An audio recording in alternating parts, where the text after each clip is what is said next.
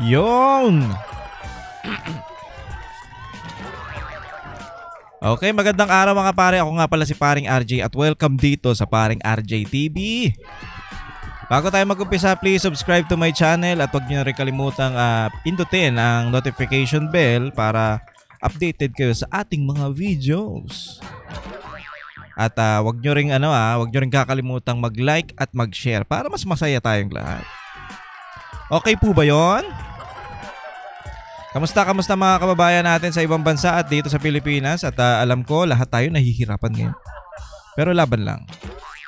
Laban lang, habang sabi nga ni BP Sara, habang may buhay, may pag-asa. Pero alam nyo ba ang pinakamainit na issue ngayon? Hindi naman natin sinasabi na parang si Atong Ang at si Boying nag-aaway, pero parang naglalabanan sila . Diba? Parang si Boying, parang sinasabi niya lagi na kung may pananagutan yan si Atong Ang, dapat managot sa batas. Kasi Atong Ang naman, ang sinasabi niya, lagi na silang tinuturo. Kaya ngayon, lumabas na sila para magpaliwanag, di ba?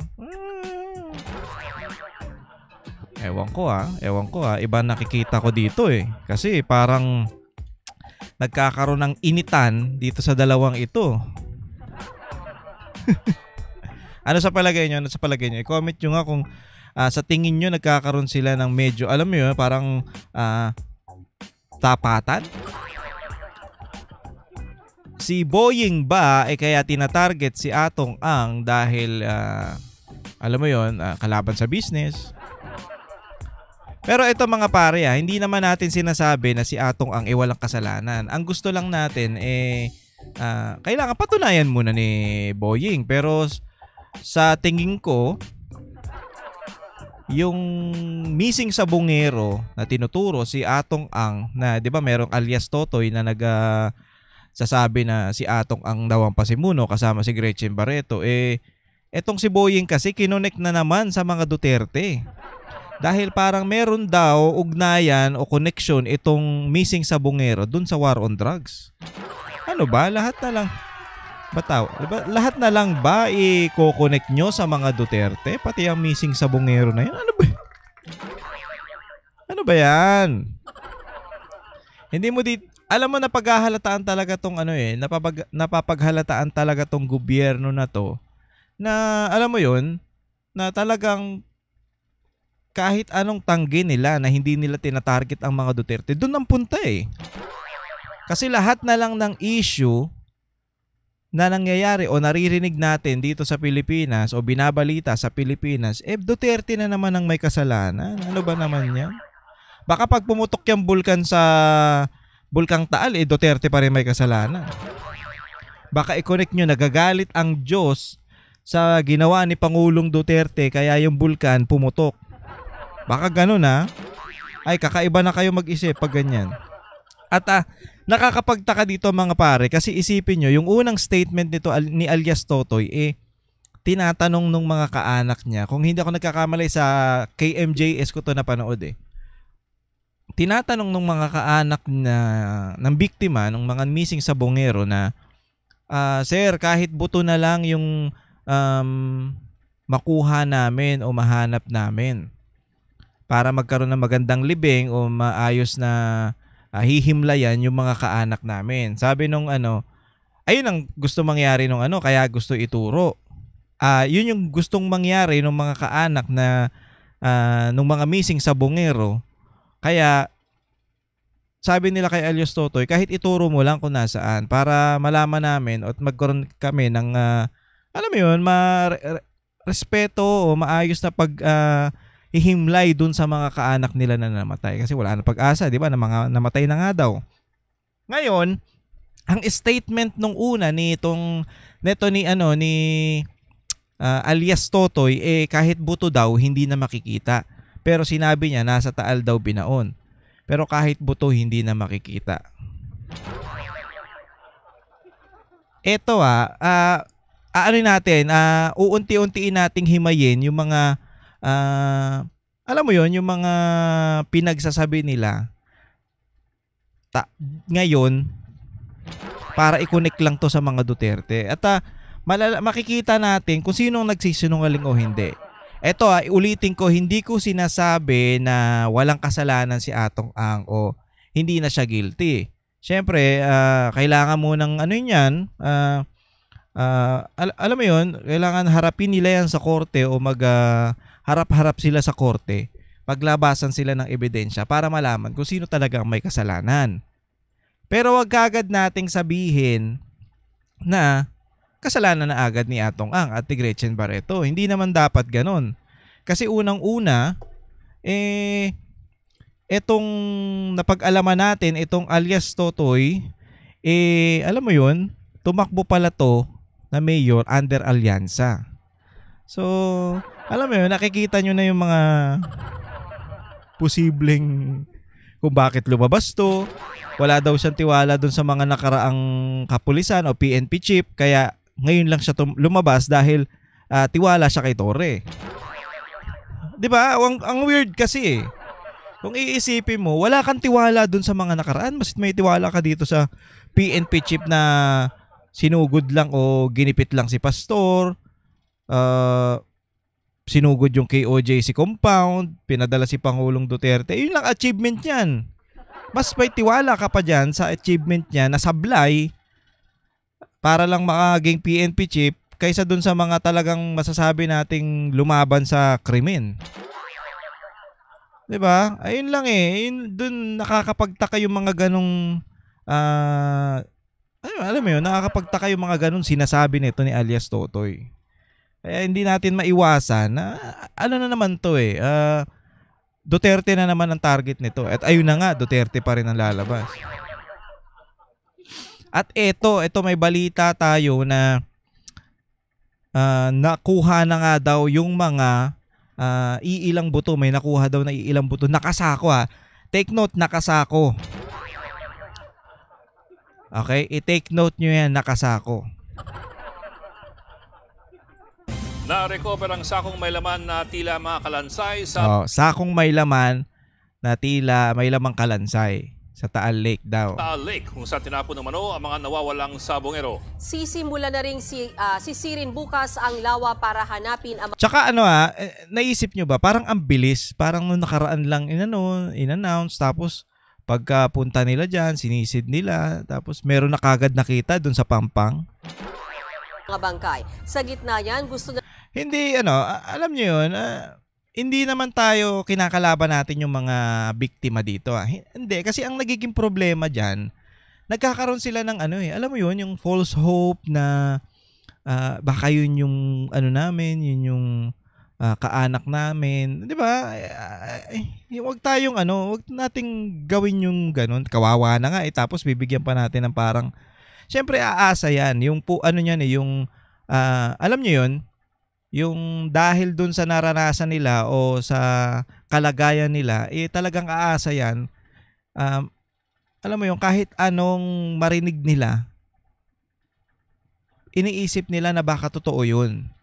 Kasi nga, dun sa sa experience nila na ganun nga na nawala yung kaanak nila, tapos may nagsabi na ang nakabaon dun sa Taal Lake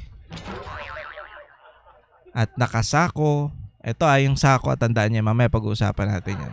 Ituloy ng ilang kaanak ng mga biktima ang inatras nilang kaso noon. Nasa frontline ng balitang yan si Camille Zamonte. Nakasilid sa sako ang mga sunog na buto na ito na nahukay ng mga polis sa gilid ng Taal Lake sa Laurel, Batangas. Ayon sa Calabarzon Police Regional Office, natagpuan ang mga buto sa lugar kung saan sinasabing dinala ang mga pinatay na missing sabongero base sa isiniwalat ni Julie Dondon Patidongan alias Totoy. Susuriin ang mga buto para makumpirma kung buto ito ng tao at kung tutugma ang mga ito sa mga nawawalang sabongero. Sa hiwalay na video naman na inilabas ng Department of Justice, makikita ang pag-ahon sa sako mula sa tubig. Ayon sa DOJ, natagpuan ito malapit sa Pangpang. Eto bakit pinapa-take note ko sa inyo yung sako? Bakit? Kasi nga, 'di ba, kung alam mo yun, kung may ilulubog sila diyan, kung may ilalaglag sila diyan, bakit nila isasako yung buto? Kasi kung isasako mo yung tao, dapat ano yan at least kahit sabihin na natin na hindi sako plastic dapat. Plastic o tignan nyo yung sako. Sa tingin nyo kasya dyan yung wait lang Ay na video naman na inilabas ng Department of Justice, makikita ang pag-ahon sa sako mula Sa tingin nyo kasya dyan yung tao sa sako na yan? Ha? Hindi inaaral lang natin ito kasi ang weird Iisipin mo, diba sinabi na binaon daw doon sa may Taal? Excuse me. Binaon daw sa may Taal pero hindi sinabing sinako. At sabi ni alias Totoy nung una, wag ka na kayong umasa dahil kahit buto wala tayong makikita dyan. Tas ngayon meron nakuhang buto? At nakasako? Ano to? Tanim buto tayo? Hindi kasi kung iisipin nyo, kung ibabaon nila yung bangkay dyan, kung ibabaon nila yung ilang sabongero yun, ang dami niyan 100 plus daw yan kung ibabaon nila yun dyan, imposibleng walang makakitang mga yung mga tao dyan na nandyan sa malapit-lapit sa may Taal. At imposibleng yung mga taong o yung mga mangingisda na nagro-ronda dyan o umiikot dyan, imposibleng hindi nila makita yung mga tinatawag natin na sabihin na nating bangkay o kung naka-plastic man yan o kung nakasako, imposibleng hindi nila titingnan yan. Hindi nila uusisiin yan at ire-report sa mga pulis.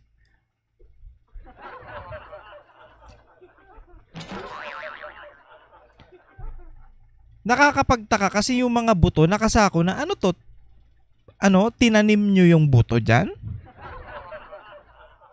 Para lumabas na totoo yung sinasabi ni alias Totoy.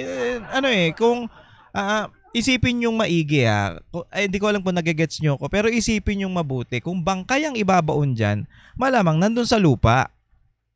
O kung halimbawang for example, sabihin ko lang sa inyo, kung bangkay ang iaano dyan at lalagyan nila ng pabigat, hindi yun nakasako. Pwede naka-plastic. 'Di ba? Nagigets nyo ba? Kasi ang weirdo bakit nakasako yung mga buto? Ano to, hinimay na sa ibang lugar tsaka dinala dyan? 'Di ba? Nagigets nyo? Hinimay na sa ibang lugar dahil nga nasabi na nasa Taal yung mga buto. Eto na. Sinako muna bago dinala dyan.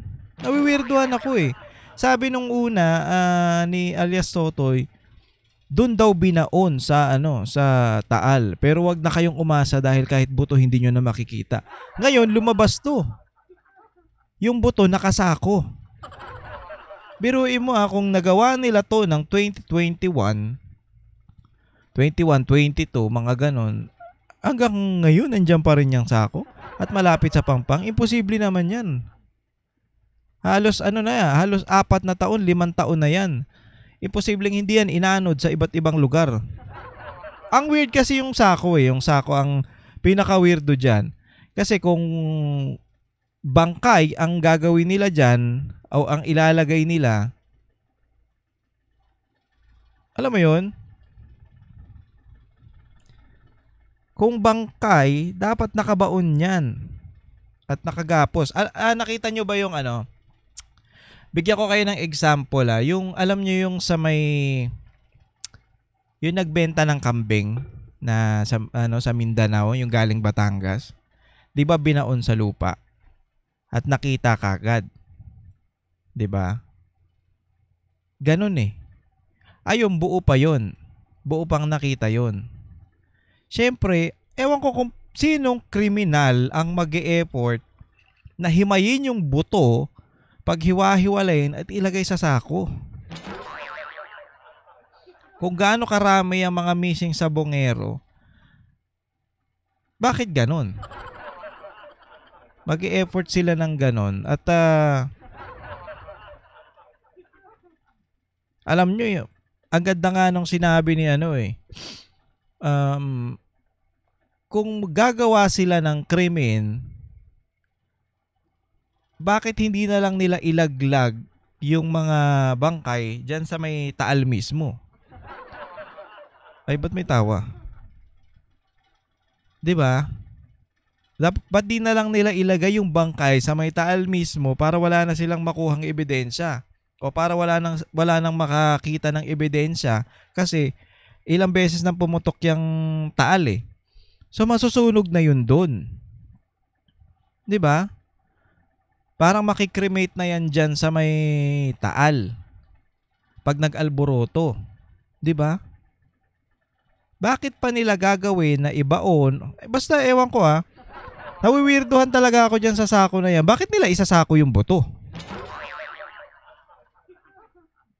Kaya nakakapagtaka tong mga pinagsasabi ni Boying na meron nagturo sa kanila na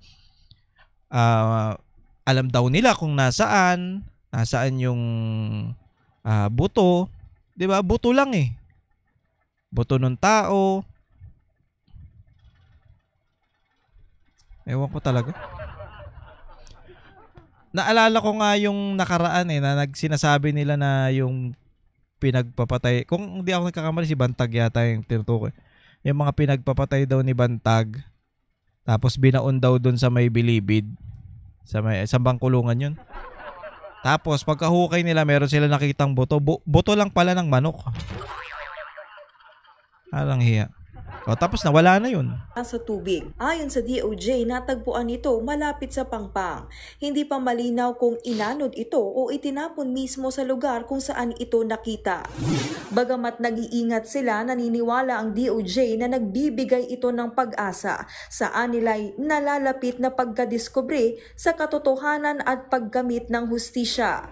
Bago ang pagkakadiskubre sa sako ng mga buto, pumalaot na rin kanina ang mga tauhan ng Philippine Coast Guard sakay ang mga rubber boat sa Taal Lake sa Laurel at Talisay, Batangas. Nagsagawa muna sila ng... Ang weird, ang ano lang kasi dito, si Boying kasi parang sure na sure lagi dun sa sinasabi niya Sure na sure siya na parang porket sinabi si Atong Ang na siya na nga ang si Atong Ang daw ang mastermind, tsaka si Gretchen Barreto, parang sure na siya na alam mo yun, na sila na kagad. Alam mo yun, gusto rin nating mapanagot yung mga gumawa nito. Pero naman sana, ayusin nyo. Huwag yung puro salita kasi ganyan naman kayo, bintang na naman kayo ng bintang eh. Bintang na naman sila ng bintang ng ganyan, tapos pagdating sa dulo, boink.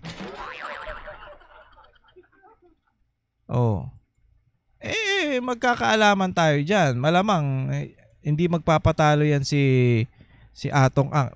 Once again, sinasabi natin, hindi natin kinakampihan si Atong Ang. Hindi natin sinasabi na wala siyang kasalanan. Pero sana, bago tayo bago tayo magpapaniwala sa mga sinasabi nitong ito ni alias Totoy, sana isipin natin ng mabuti.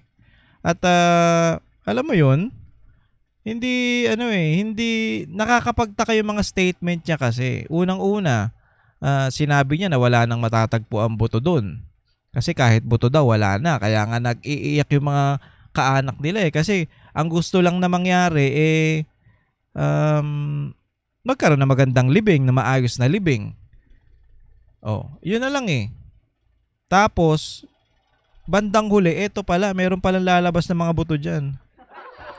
Kaya, ang ewan ko dito kay kung anong sagot dito ni Mr. Atong Ang patungkol dito sa nakitang buto na to at sa mga akusasyon ni alias Totoy.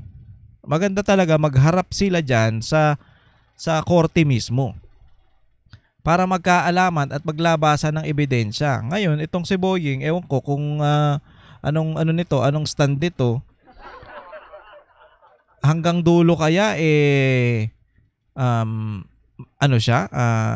talagang masasabi natin na tututukan niya ang kaso na yan? O baka sa umpisa lang na naman siya? Pagdating sa dulo, bahala na kayo. Kasi tandaan nyo, nag-a-apply ng ombudsman to. Baka mamaya pag nasa ombudsman na yan, bahala na kayo dyan. Ay, binibigyan natin to ng pagkakataon si Boying na, alam mo yun, yung gawin yung trabaho niya. At basta, gawin yung trabaho niya at ayusin yung trabaho niya. Pero hindi eh. Ang nangyayari kasi dahil sa bad trip nila o sa inis nila sa mga Duterte at sa utos sa kanila, bandang uli Duterte pa rin na may kasalanan ito. Tandaan niyo yan. Sa Duterte pa rin ituturo yan. Imposibleng hindi. Lalong-lalo pa nangyari to nung nakaupo pa si Pangulong Duterte pero patapos na yun 2021. Kaya baka sasabihin nila, ay, ayun nga, nagsabi na ng statement si Remulla, si Boying Remulla na eto, parang may kaugnayan to dun sa war on drugs.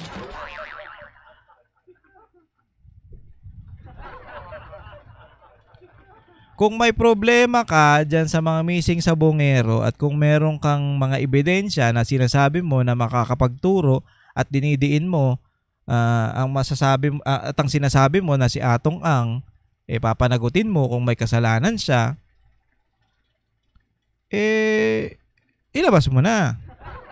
Kasi ganyan ka rin naman dati, may ebidensya ka eh. Mahilig kayo magtanim. Ang Marcos administration mahilig magtanim. Tanim witness, tanim armas, tanim kaso. Ay nako. Ito naman pinakabago, tanim buto. Ano kaya sa susunod na Ano kayang itatanim nyo sa susunod? Kasi mahilig kayo magtanim hindi dapat ang itanim nyo yung palay. Para makapagbenta kayo na maayos ng 20 pesos na per kilo ng bigas. Hindi yung kung ano-anong tinatanim nyo. Ay, nangyari. Tuloy. Technical assessment bago sisirin ang lawa para hanapin ang bangkay ng mga nawawalang sa bungero. Kabilang sa pinuntahan ng mga diver at ilang opisyal ng gobyerno ang isang palaisdaan. Ito raw ang ground zero kung saan posibleng itinapon ang bangkay ng mga sabungero. Pero ayon sa DOJ, kailangan daw munang suriin ang kondisyon ng tubig at kung gaano ito kalalim bago simulang sisirin. Hindi rin daw magiging ayun nga yun nakakapagtaka dun bangkay daw itinapon pero nakuha nila nakasakong buto. Ano yun? 'Di ba? Hindi kayo mapapaisip noon, 'di ba? Bangkay nilang tinapon at pero ang nakuha nila sa malapit sa pampang ng Taal nakasakong buto. 'Di ba? Hindi ba kayo magtataka noon? Paano nasako yung buto kung bangkay yung nilaglag nila? At yung sako maliit maliit lang yun. Sa tingin nyo kasya doon yung tao? Hindi. Kaya nga nakakapagtaka to At alam nating i-coconnect to sa mga Duterte. Yun lang yan. Problema naapektuhan ngayon si Atong Ang. Kasi siya ang tinuturo. Nadamay siya ngayon sa dito sa mga Duterte, pagta-target sa mga Duterte. Kasi nga naman, sa tingin ko, pati nga to kasi si Gretchen dati, alam ko, maka Duterte din yan Pero itong si Atong Ang, hindi ko alam kung Duterte to. Pero, ewan ko kung Duterte to si Atong Ang. Pero, madadamay siya. Again, hindi natin sinasabi, ulit-ulitin ko, hindi natin sinasabing walang kasalanan para dun sa mga, tawag dito? Yung mga kaanak ng mga missing sa bungero, hindi ko sinasabing walang kasalanan si Atong Ang o hindi siya sangkot dito Hindi ko po sinasabi yan. Pero sana wag muna tayong magpapaniwala basta-basta diyan kay alias Totoy. Kasi unang-una, ngayon lang siya lumabas kung kailan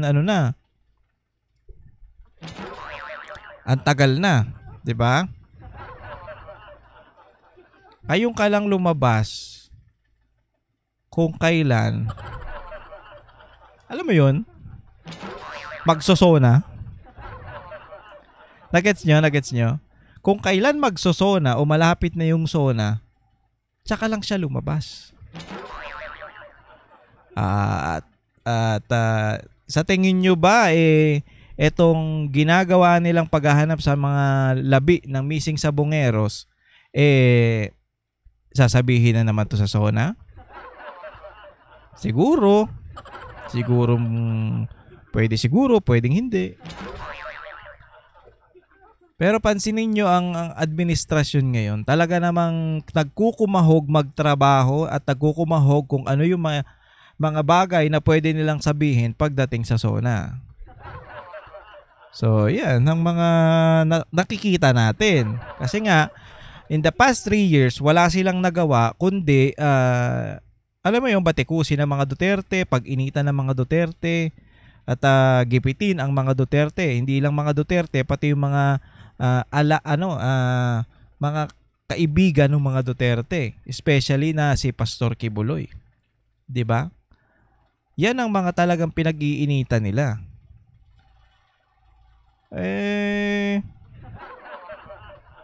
Ngayon, magsosona na dahil sa gigil nila o sa ginagawa nila sa mga Duterte, wala na silang nagawang para sa bayan. Kaya ngayon sila, last month, nagkukumahog na sila. Last month lang sila nagtrabaho. Pero puro puro kasablayan pa.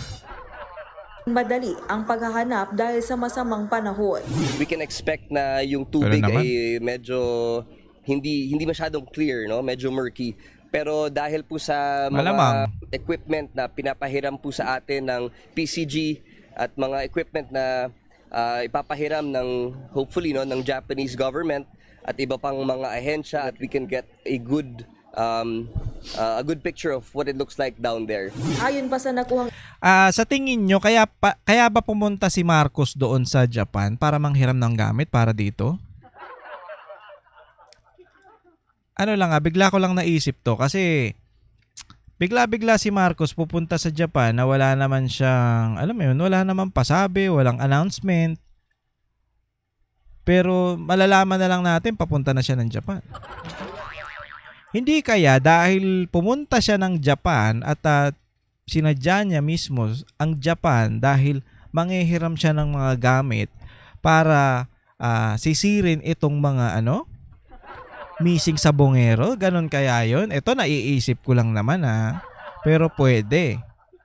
Kasi bakit ka magmamadaling pumunta dyan nang walang pasabi sa mga Pilipino? Wala na kami pakialam sa'yo pero alam mo yun, pondo ng bayan ang ginagamit mo para pumunta ka sa iba't ibang panig ng mundo. Tapos malalaman natin na Japan ang magpapahiram ng gamit para hanapin tong mga missing sabongero. Nako! Ang lupit! Baka eto na yun.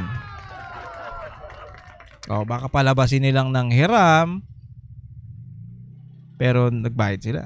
Impormasyon ng DOJ, may sandbag na itinali umano sa mga bangkay para tuluyang lumubog ito sa lawa. Ayun, 'di ba? May pabigat na tinali sa mga bangkay para lumubog. Nakita nyo? Saan galing yung sako na may lamang buto? 'Di ba? Ako lang ba nakakaisip o kayo rin? Sa tingin nyo, kung may pabigat na nilagay doon sa mga bangkay, malamang madideform na yon dahil sa tagal. Kung 2021, 2022 nila inilagay yan, o nilaglag nila yan dyan, madedeform na yon. Kasi syempre may alon, malamang kung mayroong mga isda dyan, pinagkakain na yung mga yung bangkay, alam mo yon. So magkakalas-kalas na yon dahil marami ng bagyong dumaan, alam mo yun, yung taal pumutok, nag-alboroto, 'di ba? Pero bakit sila may nakitang sako? Ano 'yun? Na may lamang buto. Tinali, nilagyan ng pabigat, sila na mismo ang nagsabi para lumubog yung bangkay at hindi makita. Ngayon, pagdaan ng panahon, talaga magkakalasa na yung buto na yan.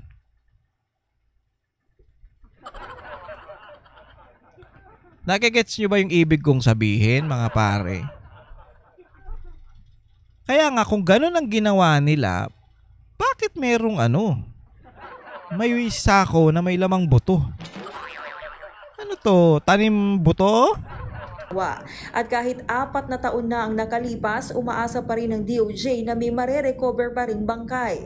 Pero kahit walang bangkay, ang mahalaga raw ay mapatunayan ang kasong murder, lalo't hindi lang naman daw ito ang ebidensya. Matapos naman ang site assessment, kinumpirma ng PCG na bukas na sisimulan ang pagsisid sa lawa. Pinag-aaralan na rin kung pwedeng gumamit ng submersible drone at iba pang kagamitan. Dumulog naman ngayong araw sa PNP Criminal Investigation and Detection Group. Ano na naman to? Gastos na naman to. Pero okay lang yan para dun sa mga kababayan o yung mga kaanak ng mga missing sa Bungero. Pero ang nagiging problema nga, umaasa sila masyado eh. Umaasa sila na talagang makukuha nila yung buto dahil nga may nakuha na nga dyan. Ang gusto nating mangyari, kung may ebidensya kayo, kung may mga ebidensya kayo, bakit hindi nyo nasimulan yung pagsampa nyo ng kaso? Kung sino man ang tinuturo nyo, si Atong Ang o si Gretchen, sampahan nyo na ng kaso. 'Di ba? Ganun lang kasimple yun. Kung meron kayong ebidensya, ayun na naman tayo sa ebidensya eh. Tapos sasabihin nyo, winarak. Kagaya nung sinasabi nyo na ebidensya patungkol doon sa ginawa ni Pangulong Duterte sa war on drugs, winasak na mga Duterte daw. Ang weird mo talaga, Boying. Hindi ko maintindihan. Hindi natin maintindihan yung kawirduhan mo. 'Di ba? Ewan ko. Ang ilan sa mga kaanak ng mga nawawalang sabongero, kabilang dyan ang nagpakilalang ina ng isa sa mga nawawalang sabongero. Nagpunta raw siya sa CIDG para sabihin gusto niyang ituloy ang reklamo. Inatras daw kasi noon ang kaso ng kinakasama ng kanyang anak matapos umanong maareglo. Ay isa pa yan, yung areglo. Sino ang lumapit doon? Sino ang lumapit para aregluhin? Para makipag-areglo. 'Di ba? Ang gawin ninyo, tukuyin nyo o hanapin nyo yung nakipag-areglo dito sa mga biktima para matukoy natin kung sino talaga yung pasimuno niyan at kung sino nakikipag-areglo. Ganun lang yun eh. Unahin nyo yung mga nakipag-areglo sa kanila. Tapos pag nahanap nyo yung mga yan, anuhin nyo, kausapin nyo, torturin nyo. O sino yung pinuno nyo? Sino yung gusto makipag-areglo sa inyo? O saan galing yung pera para makipag-areglo kayo dun sa mga pamilya? Ganun lang. Ang dali-dali eh. Ayun muna ang i-trace nyo, yung nakipag-areglo dun sa pamilya. Para mag-start na yung na yan. Hindi yung may ebidensya. Sabihin nyo may ebidensya kayo, hindi nyo naman sinisimulan. Ito. Sa isang magulang na gano'n ang nangyari. Kawawa kasi itong mga to eh. Kagaya niya, nakipag-areglo. Tapos, meron na naman lumabas na ganito, umaasa na naman sila. O diba? Mas lalong nasasaktan niyang mga yan. Alam nyo, kawawa eh. Sila ang parang alam mo yon, ginagamit na itong, ewan ko. Ang nakikita ko dito, ginagamit nito ni Boying itong mga missing sa Bungero para nga naman maituro o madikit sa sa mga Duterte o especially kay Pangulong Duterte. Kaya nawala tong mga missing sa Bungero, may masasabi natin na parang konektado sa war on drugs. Duterte na naman. Ang naaapektuhan dito yung pamilya na yung kagaya niya ni Ma'am na alam mo yun, umaasa na makikita pa nila o maililibing nila ng maayos yung kanilang mga mahal sa buhay, yung mga nawalang sa Bungero. Ayan ang nagiging kawawa eh. Sila ang naiipit sa mga sa pamumulitika nitong mga to. Again, hindi natin pinagtatanggol si Atong Ang. Kung may kasalanan yan, dapat siya makulong, okay? Pero kailangan ayusin nyo yung alam mo yun, kung may presenta kayong ebidensya, ipresenta nyo na kagad. Tsaka huwag nyo patagalin, bilisan nyo. Pinapatagal nyo pa eh. Kung may mga ebidensya kayo, bakit hindi nyo pa simulan? Ayan na nakakapagtaka. Ano, pinapalaki nyo lang? Baka meron kasi kayong ilalabas na masasabi natin na bago na namang pang pananarantado. Kaya pinapaingay nyo to para matakpan yung mga ginagawa ninyo. Ay nako, alam na namin yung style yung magbago na kayo ng style. Kasi paulit-ulit yung ginagawa ninyo eh. Sa anak ko po. Kaya hanggang Kawawa eh. Hindi po siya maalis sa puso ko, sa isip ko, araw-gabi po. Di ba meron nga tayong kasabihan, di bali ng ang magulang ano yun, di bali ng anak ang maglibing sa magulang kaysa yung magulang ang maglibing sa anak, di ba? Mas masakit yun sa magulang. Kaya ito ang naapektuhan itong mga pamilya na to. Kaya wag niyo gamitin yung missing sa bungero na yan para sa mga pansarili nyong kapakanan. Pansarili nyong layunin. Wag naman sanang ganon. Wag naman sanang ganon, Mr. Rimulya, ha? Wag sanang ganon. Kung may ebidensya kayo, kung meron kayong mga pruweba, simulan nyo na yung yung pagsasampa ng kaso na yan, kung sino yung gusto nyong sampahan. Ganon lang kasimple yun eh. Hindi yung pinapatagal nyo padrama-drama pa kayo pa. Ayun yun. Yung buto na nakita dun sa nakasako, tapos sasabihin nila naglagay ng pabigat. Ano ba? Hindi nyo ba inaaral yung mga dapat nyo sabihin? Gulo-gulo nyo eh. Kayo mag-gets. Paano nasako yung buto?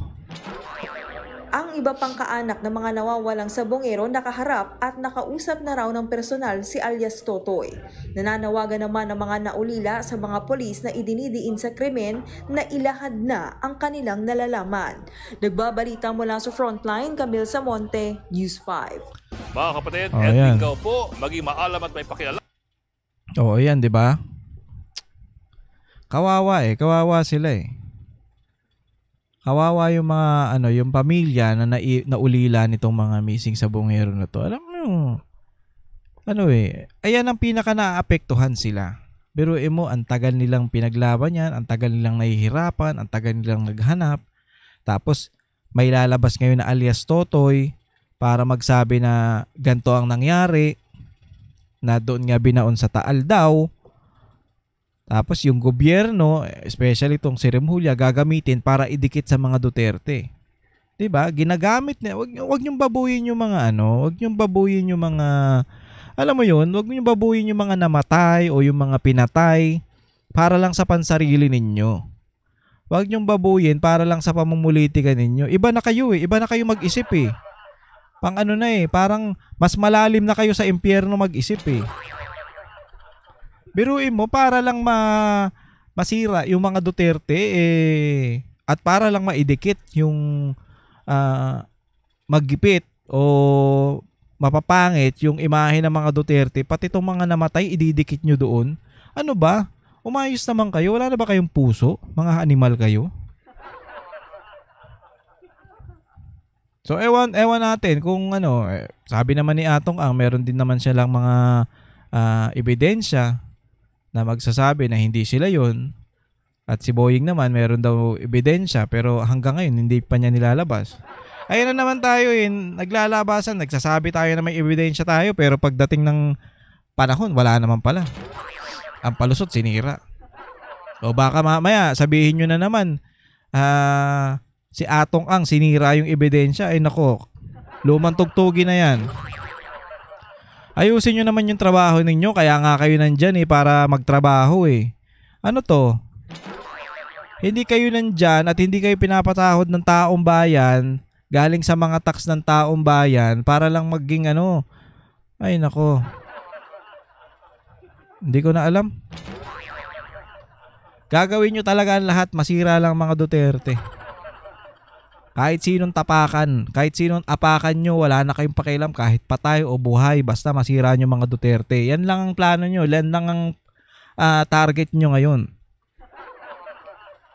Para nga naman, pagdating ng panahon, si BP Sara, wala nang pag-asa at makaupo na yung mga gusto yung umupo dyan. Ay, nako. Kakainit ng ulo tong mga to. Sino ba naman di iinit ang ulo dyan? Pati yung mga biktima nung pagkawala ng sabongero gagamitin para lang sa masira ang mga Duterte. Ilayo nyo na. Kung talagang gusto nyo trabahuhin yan, wag nyo na idamay yung mga Duterte kasi tinadamay nyo na naman eh. Kung talaga namang meron kayong mga ebidensya o gustong ilabas na mga patunay na talaga namang for example, si Atong ang mismo ang pumatay dyan o nagpapatay sa mga missing sabongero, ilabas nyo na. Huwag na kayo magpatumpik-tumpik pa. Iniisip nyo pa siguro kung paano nyo i-connect sa mga Duterte. Yan lang yan, kaya pinapatagal nyo. Ewan ko sa inyo. Ay, nako. Relax muna tayo mga kababayan. Relax na, relax. Nakaka-stress eh, di ba? Alam mo yun? Ay, nako. Anyway, maraming salamat mga pare. Hanggang dito lang muna ang ating video at mag-iingat po kayong lahat. At huwag nyo kakalimutan mag-subscribe sa aking channel at yung charity natin tuloy-tuloy pa rin yan ha. Umpisahan natin yan once a month tayo ha, mag-charity work. Kaya abang-abang lang kayo at mag-suggest kayo kung anong pwede natin gawin. Pero meron akong alam na meron akong gustong gawin eh. Alam niyo yung magbigay tayo dun sa mga traffic enforcer ng kahit 3 kilo bigas tapos mga grocery. Hintuan lang natin saglit tas abot natin. Okay na yon. Para lang may tulong sa kanila kasi sila ang pinaka-apektado ngayong panahon na to. Unang-una pag araw. Pag tumirik ang araw, sobrang init, 'di ba? Tapos biglang uulan. Kawawa yung mga yan. Baka mahirap yung trabaho nila. Although may mga pasaway talaga ng mga traffic enforcer, lalo na yung mga nagkukutong dyan. Pero etong kahit papaano naman, hindi naman lahat. Dahil siguro din sa liit ng kinikita nila, kaya sila nakakagawa ng ganun at hindi nila nalalabanan yung temptation. So, at least tayo, tulungan natin sila na kahit papaano maliit lang. Wala naman tayong ganung kalaking pera. Tandaan nyo, wala tayong pera, kinakapos pa nga minsan eh. Pero at least yung maliit na portion ng pera natin, yung maliit na portion ng sahod natin, ibibigay natin dun sa mga nangangailangan. So, umpisahan natin yan. Umpisahan na natin kay Ma'am Livian. At sunod natin itong mga traffic enforcer natin. Mag-suggest kayo kung saan tayo pupunta, kung saan nyo alam na mas maraming traffic enforcer. Siguro magbigay tayo ng kahit 10 muna, 10, 5, ganon. Depende sa budget natin yan eh. Kaya syempre, huwag nyo kakalimutan para supportahan tong channel na to. Mag-like, subscribe, and share nyo tong video na to. Kasi dyan tayo kukuha ng mga pan-charity work natin dito sa channel. Alam nyo yun? Simpleng bagay lang. Alam mo, nakaka-inspired kasi yung ginawa ni Pastor eh. Alam mo yun, maliit na bagay. Actually, malaki nga sa kanila kasi may budget na sila. Pero tayo, nai-inspired tayo dun sa mga ginagawa nila. Kaya kahit papano, kung anong meron tayo, itulong din natin. Diba? Ganun lang kasimple. Hindi mo kailangan maging politiko para tumulong. Kahit maliit na bagay, pwede kang tumulong. Kahit, alam mo yun, kahit saktuhan lang, pwede kang tumulong. Hindi mo naman sa atin sinabi na tulungan mo base dun sa kailangan nila. Kailangan nila na 10,000, bigyan mo 10,000. Wala tayong ganun. Alam mo yun, kahit maliit na tulong para sa kanila, malaking bagay na yun. Kaya, huwag nyo masyadong mag-pressure sa pagtulong. Basta kung anong meron may bibigay natin, kung anong kaya natin, yun lang yung itulong natin. Hindi tayo dapat yung pilitin natin na itulong yung hindi naman natin kaya. Pangit naman yun. Basta kung ano lang yung kaya, yun lang dapat. At syempre dapat yung tulungan natin yung talaga nangangailangan. Okay po ba yun? So hanggang dito na lang muna ang ating video. Maraming salamat mga pare. Ingat po kayong lahat and God bless you all. Para sa inyo po ito. Kami ang boses ng masa, hindi natatakot. Katotohanan lang, di kami nalulunod. Walang bahid ng sismis, lahat ay totoo. Kahit sino ka pa, pag mali ka babanatan ka. Walang pinipili kulay, wala kaming kinikilingan. Basta para sa bayan, kami lalaban. Pagdama palakpakan, pag mali banatan, di matitinag, di matatakot. Para sa bayan, tuloy ang sigaw. Sa harap ng kamera, walang halong takot. Mga baluktot, lahat kayo'y tutumba. Ang hustisya at totoo, yun lang ang mahalaga. Kahit sinong harang, di kami matitinag. Walang pinipiling kulay, wala kaming kinikilingan. Basta para sa bayan, kami lalaban.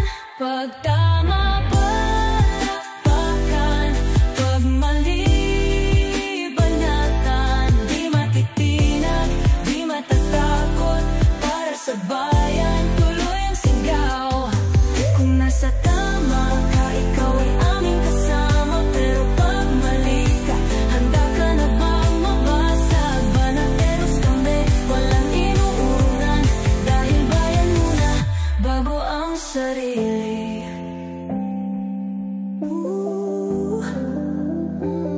Bago ang sarili.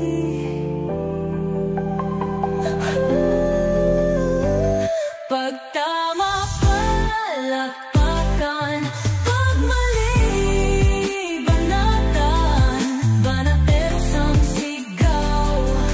Katotohanan ang